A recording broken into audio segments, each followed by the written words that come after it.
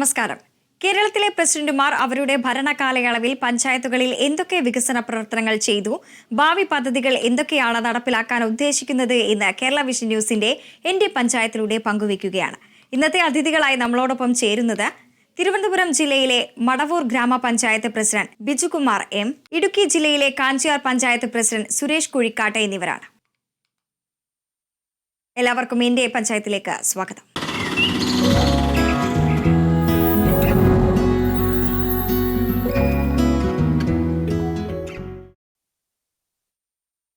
തിരുവനന്തപുരം ജില്ലയിലെ മടവൂർ ഗ്രാമപഞ്ചായത്തിന്റെ വികസന പ്രവർത്തനങ്ങളിലേക്കാണ് ആദ്യം നമ്മൾ കടക്കുന്നത്.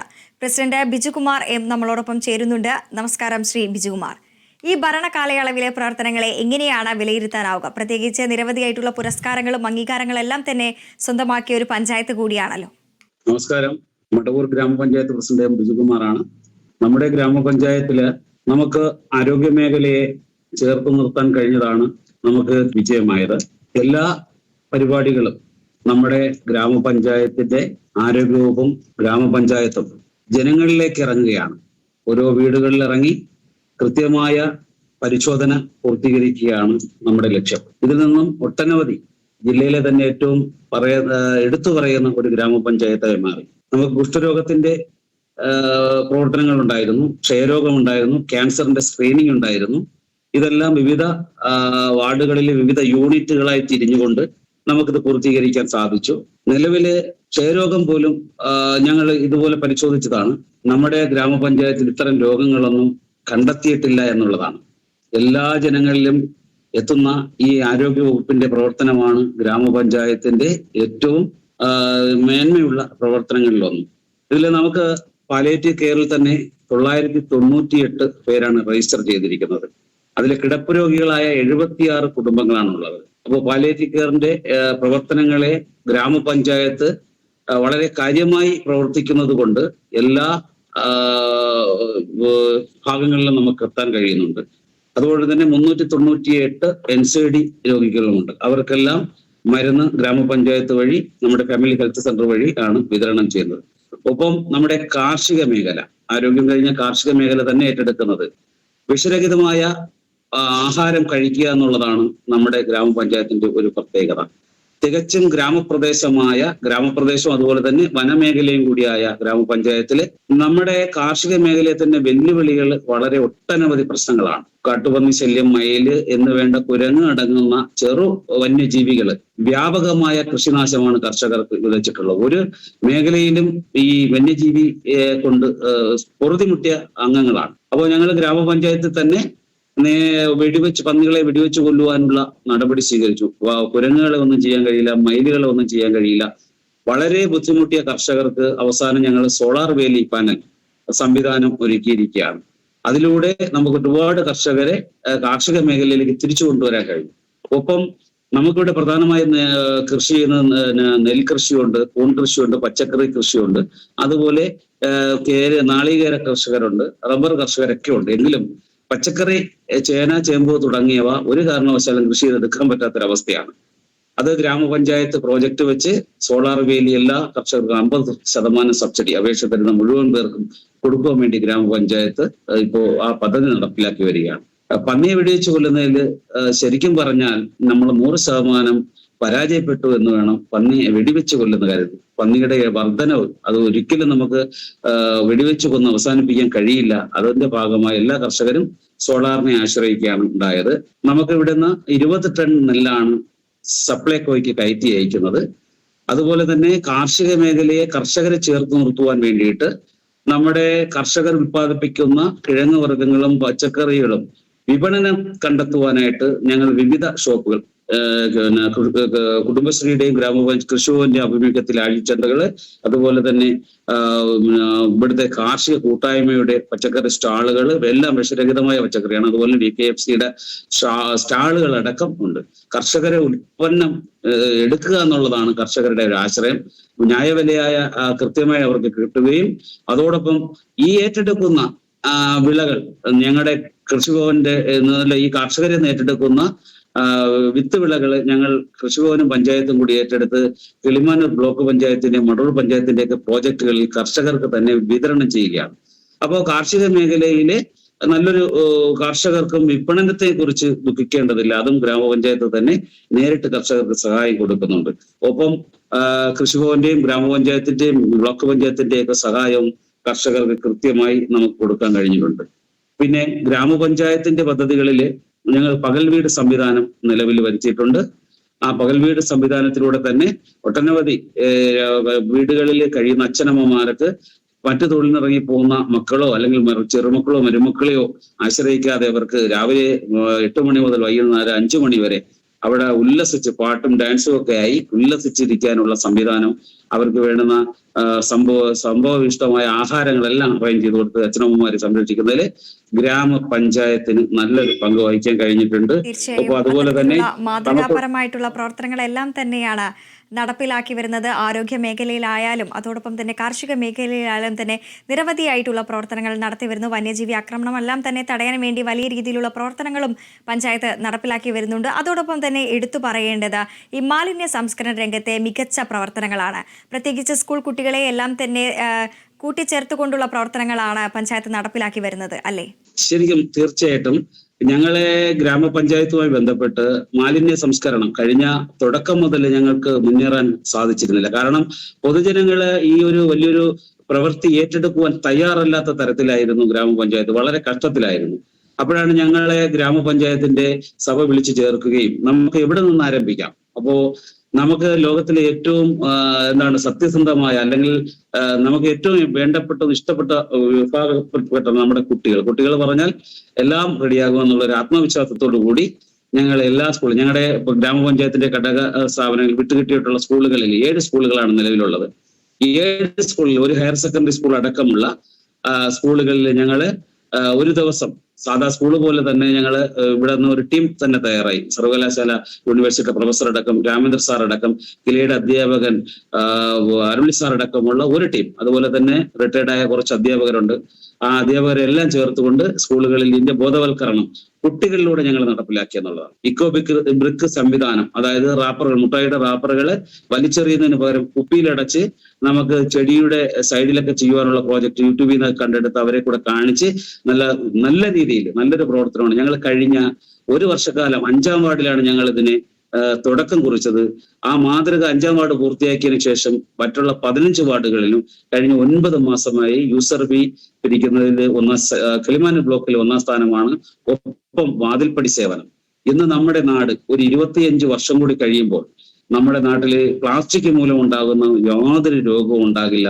ഏറ്റവും നല്ലൊരു പഞ്ചായത്താക്കി മാറ്റുവാൻ വേണ്ടി ഞങ്ങൾ 100% ആക്കിയെങ്കിലും ഞങ്ങൾ അതിൽ ഒതുങ്ങുന്നില്ല. ഇത് തുടർന്നുകൊണ്ടേയിരിക്കും.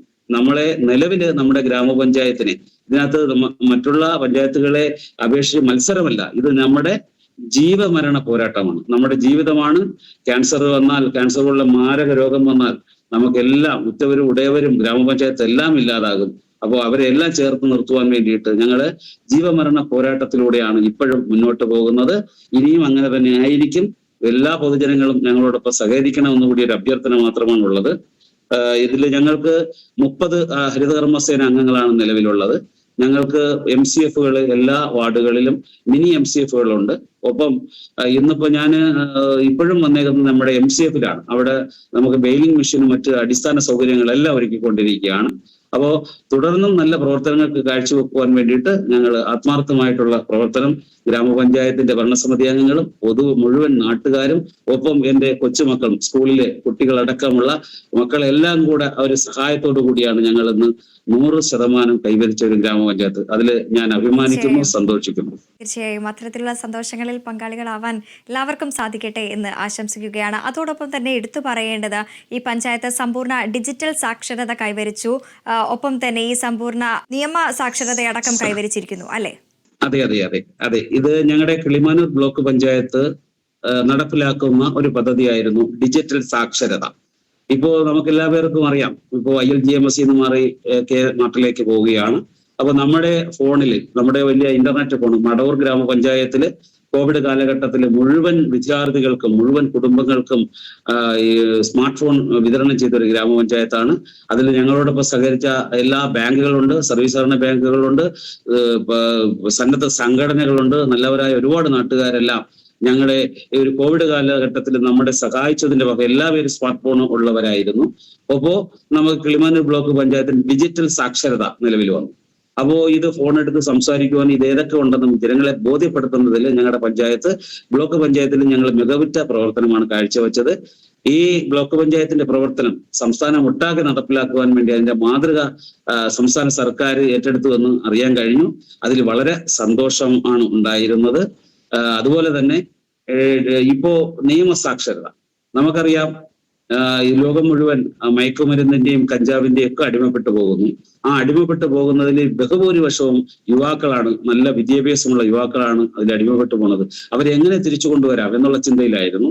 അപ്പോ ഈ നിയമസാക്ഷരത നിലവിൽ വരുത്തിയേക്കുന്നത് ഇതിന്റെ നിയമങ്ങളെ കുറിച്ച് ഇത് ഉപയോഗിക്കാനുണ്ടാകുന്ന ബുദ്ധിമുട്ടുകളും കുട്ടികളിലും പെൺകുട്ടികളിലും വീട്ടമ്മമാരിലും ഒക്കെ ഉണ്ടാകുന്ന പ്രശ്നങ്ങളെ എങ്ങനെ നേരിടണമെന്ന് പല വീട്ടമ്മമാർക്കും അറിയില്ല. കാരണം ഇങ്ങനെ ഏത് തരത്തിൽ ആര് സഹായിക്കുമെന്നറിയില്ല. ആ ഒരു അവസരത്തിലാണ് നിയമസാക്ഷരതകള് വാർഡുകളിലേക്ക് ഇറങ്ങിയത്. എല്ലാ വാർഡുകളിലെ അമ്മമാരെയൊക്കെ വിളിച്ചു ചേർത്ത്, ചേച്ചിമാരെയും കുട്ടികളെയും എല്ലാം വിളിച്ചു ചേർത്ത് ഈ നാട്ടിൽ നടക്കുന്ന സംഭവങ്ങളെ കുറിച്ച് ബോധ്യപ്പെടുകയും അതിനെ എങ്ങനെ നേരിടാമെന്നുള്ളൊരു തീരുമാനത്തിലായിരുന്നു ഞങ്ങൾ എത്തിയിരുന്നത്. ആ ഒരു പദ്ധതി ഏറ്റെടുത്തതോടുകൂടി തന്നെ ഒട്ടനവധി ആൾക്കാർക്ക് ഇത് അവർക്കൊരു ആത്മവിശ്വാസം നൽകാൻ നമുക്ക് കഴിഞ്ഞു.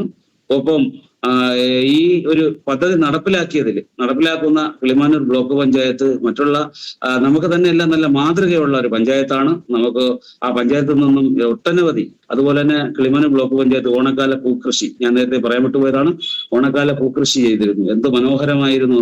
ഒരുപാട് കുടുംബശ്രീ അംഗങ്ങളും തൊഴിലുറപ്പ് തൊഴിലാളികളും എല്ലാം ചേർത്ത് അവരുടെ തൊഴിലുറപ്പ് കഴിഞ്ഞിട്ടുള്ള സമയങ്ങളിൽ 1 മണിക്കൂർ അവർ ജോലി ചെയ്തിരുന്നു. ഓണക്കാലത്ത് അവരെല്ലാം നല്ല ഒരു സാമ്പത്തികം അവർക്ക് നേടാൻ കഴിഞ്ഞു. മാത്രവുമല്ല, ഗ്രാമപഞ്ചായത്ത് ഒട്ടാകെ എവിടെ നോക്കിയാലും പൂത്തൊലിഞ്ഞു നിൽക്കുന്ന ഒരു കാഴ്ച, മനോഹരമായ കാഴ്ച നമുക്ക് കാണാനും കഴിഞ്ഞു. അതോടൊപ്പം നല്ലൊരു പ്രവർത്തനമാണ് നമ്മൾ അന്നും കാഴ്ചവെച്ചത്. നിലവിൽ ഭാവിയിലേക്ക് എന്തൊക്കെ പ്രവർത്തനങ്ങളാണ് കരുതിയിരിക്കുന്നത്? ഭാവിയിലേക്ക് കരുതിയിരിക്കുന്നത് നമ്മുടെ വലിയ പ്രോജക്റ്റുകളെ ഏറ്റെടുക്കുന്നതിൽ നമ്മൾ ഒട്ടും പിന്നിലോട്ടല്ല. എങ്കിലും നമ്മുടെ അടിസ്ഥാന സൗകര്യം അല്ലെങ്കിൽ നമ്മുടെ പാരമ്പര്യമായിട്ടുള്ള കാർഷിക മേഖലയിൽ തൊഴിലവസര മേഖലയാണ്, കശുവണ്ടി മേഖലയായിരുന്നു നമ്മുടെ എല്ലാത്തിന്റെയും ബേസ്. ഒരു കാലത്ത് കശുവണ്ടി ഫാക്ടറികളാൽ കൊണ്ട് നിറഞ്ഞ, കശുവണ്ടി തൊഴിലാളികളെ കൊണ്ട് നിറഞ്ഞൊരു പഞ്ചായത്തായിരുന്നു ഗ്രാമപഞ്ചായത്ത്. ഇപ്പോ കശുവണ്ടി ഫാക്ടറികളെല്ലാം അവസാനിപ്പിക്കുന്ന ഒരു കാലഘട്ടത്തില് നമുക്ക് ഗ്രാമപഞ്ചായത്ത് തൊഴിലുറപ്പ് പദ്ധതിയിലൂടെ തന്നെ എല്ലാ കുടുംബങ്ങൾക്കും 9,000 തൈകൾ, അതായത് കശുവണ്ടി തൈകൾ നട്ടു വളർത്തി കശുമാവിൻ കേന്ദ്രമാക്കി. ഇപ്പോ ഒരു വീട്ടിലെ ഒരു കുടുംബത്തിന് 5 മൂട് പറങ്കാവാണ് ഉണ്ടെങ്കിൽ അവർക്ക് അവിടെ നിന്ന് എടുക്കുന്ന പറങ്ങേണ്ടി, ഞാൻ നേരത്തെ പറഞ്ഞതുപോലെ തൊഴിലറിയാവുന്ന തൊഴിലാളികളുള്ള കുടുംബമാണ്. അവര് തല്ലി അത് പാക്കറ്റുകളിലാക്കി ചെറുകടകളിൽ വിതരണം ചെയ്യുന്നുണ്ട്. അതിൽ നല്ല ഒരു സാമ്പത്തികം വീട്ടമ്മമാർക്ക് വീട്ടിലിരുന്ന്, അതായത് പെൻഷനൊക്കെ വാങ്ങുന്ന അമ്മമാർക്ക് വീട്ടിലിരിക്കുമ്പോൾ അവർക്ക് ഗുളികയും മരുന്നൊക്കെ മേടിക്കാൻ ചെറുമക്കളെയും മക്കളെയും ഒന്നും ആശ്രയമില്ലാതെ ഇത് പറക്കി തല്ലി കൊടുക്കാനുള്ള ഒരു അവസരം നമ്മൾ ഒരുക്കിയിട്ടുണ്ട്. ഒപ്പം ഗ്രാമപഞ്ചായത്തിന്റെ എല്ലാ മേഖലകളിലും പുതിയ പുതിയ സംവിധാനങ്ങൾ കൊണ്ടുവരുന്നതിൽ ഞങ്ങൾ എല്ലാവരും അതിനൊപ്പം നിൽക്കും. പുതിയ പദ്ധതികൾ നടപ്പിലാക്കുക എന്നുള്ളതല്ല, നമുക്കിനി ഇതിനകത്ത് പ്രധാനമായി നമ്മൾ ഏറ്റെടുക്കാൻ പോകുന്ന ഒരു വലിയൊരു നേരിടുന്ന ഒരു പ്രശ്നമാണ് ഈ തരിശുഭൂമി മുഴുവൻ കൃഷി ചെയ്യണം. അതിനു വേണ്ടിയിട്ടാണ് ഞങ്ങൾ കൃത്യമായി പറയുകയാണെങ്കിൽ ഹരിതകർമ്മസേനയുടെ പ്രവർത്തനങ്ങൾ കഴിഞ്ഞതിന്റെ ബാക്കി സമയം ഷീബ എന്ന സഹോദരി 8 ഏക്കറാണ് നമുക്കിവിടെ നെൽകൃഷി ചെയ്ത് അതിന്റെ വിളവെടുപ്പ് മഹോത്സവവും നടീലുത്സവവും ഒക്കെ വളരെ ഗംഭീരമായി ഗ്രാമപഞ്ചായത്ത് ഏറ്റെടുത്തിരുന്നു. ഒപ്പം ആ പ്രവൃത്തി ഏറ്റെടുക്കുന്നതിനോടൊപ്പം തന്നെ ഈ ഹരിതകർമ്മസേനയിലെ 100% എത്തിക്കുന്നതിൽ അവർ ശ്രദ്ധിച്ചിരുന്നു എന്നുള്ളതാണ്. അപ്പോൾ നമ്മുടെ കൂട്ടായ്മയാണ് നമ്മുടെ ലക്ഷ്യം. നമ്മൾ ഇട്ടേക്കുന്ന എല്ലാ പരിപാടികളും വിജയിച്ചിട്ടുള്ളത് കൊണ്ട് ഇനി തുടർന്ന് ഞങ്ങൾ ഇതിലേക്കായിരിക്കും നീങ്ങുന്നത്. മുഴുവൻ സ്ഥലങ്ങളും ഏറ്റെടുത്ത് നല്ല വിഷരഹിതമായ പച്ചക്കറികൾ ഉത്പാദിപ്പിച്ച് ആരോഗ്യമുള്ള തലമുറയെ സൃഷ്ടിക്കുക എന്നുള്ളതാണ്. പിന്നെ മറ്റുള്ള കാര്യങ്ങളെല്ലാം അതിന്റെ നിയമത്തിനനുസരിച്ച് വരുന്ന മുറയ്ക്ക് ഞങ്ങൾ കൃത്യമായിട്ട് ചെയ്യാൻ സന്നദ്ധരാണ്. തീർച്ചയായും തിരുവനന്തപുരം ജില്ലയിലെ മടവൂർ ഗ്രാമപഞ്ചായത്തിന്റെ വികസന പ്രവർത്തനങ്ങളാണ് പ്രസിഡന്റ് ബിജുകുമാർ നമ്മളോട് പങ്കുവച്ചത്. മാതൃകാപരമായിട്ടുള്ള പ്രവർത്തനങ്ങളാണ് പഞ്ചായത്ത് നടപ്പിലാക്കുന്നത്. ഭാവി പ്രവർത്തനങ്ങളും എല്ലാം തന്നെ യാഥാർത്ഥ്യമാകട്ടെ എന്ന് ആശംസിക്കുകയാണ്. നന്ദി ശ്രീ ബിജുകുമാർ.